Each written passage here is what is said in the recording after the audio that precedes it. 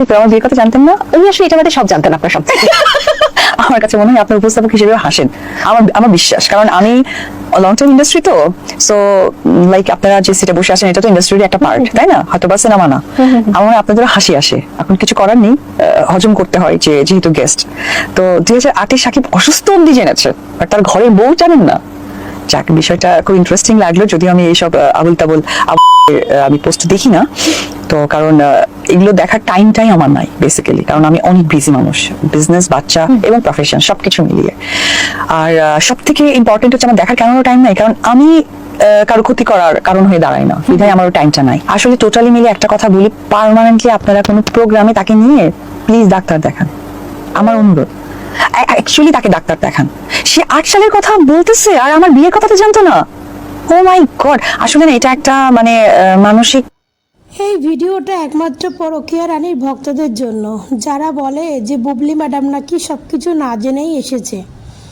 তাহলে বুবলি ম্যাডাম যে শাকিব খানের সঙ্গে সিনেমা করার আগে থেকে শাকিব খানের অপবিশ্বাসকে ফলো করতেন, সেটা এখন খুব ভালো করে বোঝা যায়। কারণ শাকিব খানের 2008 সালে অসুস্থ হয়েছে, সেইটা বুবলি ম্যাডাম ভালো করে জানতেন।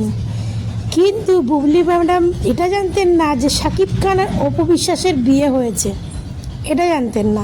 এছাড়া বুবলি ম্যাডাম সব কিছু জানতেন শাকিব খানের ব্যাপারে। তো এই উপস্থাপিকাও শুনে হাসছে যে উনি আপনার বিয়ে বাদে উনি সব কিছু জানতেন, কিন্তু শুধু আপনার বিয়েটাই জানতেন না। তো আমি লজ্জা আর ধিক্কার জানাই এই পরকীয়া রানীর ভক্তদের, যারা একে সাপোর্ট করে, যারা এই মহিলার এই নোংরা জিনিসটাকে সাপোর্ট করে, তো তাদেরকে আমি ধিক্কার জানাই। আর বলি যে সত্যি এই পরকীয়া রানীর ভক্তদের বলি, তোমরা সত্যি না, তোমাদের জন্মের কোনো ঠিক নেই, আর তোমরা নিজেরাই নোংরা, তার জন্য তোমরা এই মহিলাকে সাপোর্ট করো, ঠিক আছে? এই অপবিশ্বাসের কল রেকর্ডিংটা তোমরা ভালো করেই শুনলে। এই কল রেকর্ডিংটায় পরিষ্কার একদম বোঝা গেল যে আমাদের বুবলি ম্যাডাম মানে সব কিছু জেনে শুনে প্ল্যান করে অপবিশ্বাসের লাইফে এসেছে, কিন্তু প্ল্যান করে এসেছে। আর সেই পরকীয়া রানীর প্ল্যানিংয়ে এখন তার কিছু ভক্তরা তাকে সাপোর্ট করে যাচ্ছে। সেই ভক্তরাই, যে ভক্তরা যখন 17 সালে অপবিশ্বাস এসেছিল মিডিয়াতে, তখন অপুর জন্য কিন্তু এই ভক্তরাই চোখের জল ফেলেছে। এখন সেই ভক্তরা গিয়ে জুটেছে পরকীয়া রানীর হয়ে। কারণ ওই যে বলি না, সব ভিডিওতেই সব সময় বলি যে যারা পরকীয়া করতে ভালোবাসে না, তারা পরকীয়া জিনিসটাকে সাপোর্ট করে। আর বুবলি ম্যাডাম একটা মুসলিম পরিবারের মেয়ে, তো আমি যতটা জানি যে একটা মুসলিম পরিবারের মেয়েরা যত কিছু করে না, একটু ভেবেচিন্তে তাদের করে।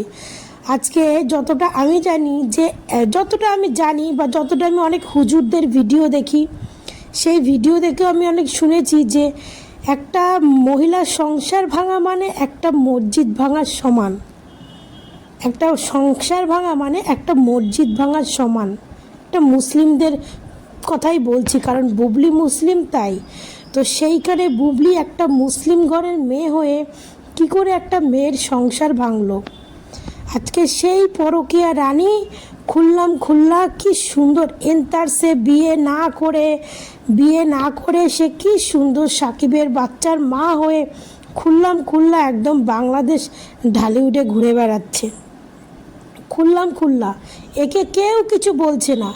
এর সঙ্গে, এর পেছনে, এর পাশে এসে তার কিছু পরকীয়া রানীর ভক্তরা, যাদের জন্ম পরকীয়া করে, যাদের মানে কি বলবো, ছোট্টবেলা থেকে পুরো তৈরি হয়েছে পরকীয়া করে, তো সেই কটা ভক্ত শুধু তাদেরকে সাপোর্ট করে। তো বন্ধুরা, ভিডিওটায় তোমরা কি বুঝতে পারলে যে আমাদের এই পরকীয়া রানী প্ল্যান করে আমাদের অপবিশ্বাসের জীবনটা নষ্ট করেছে।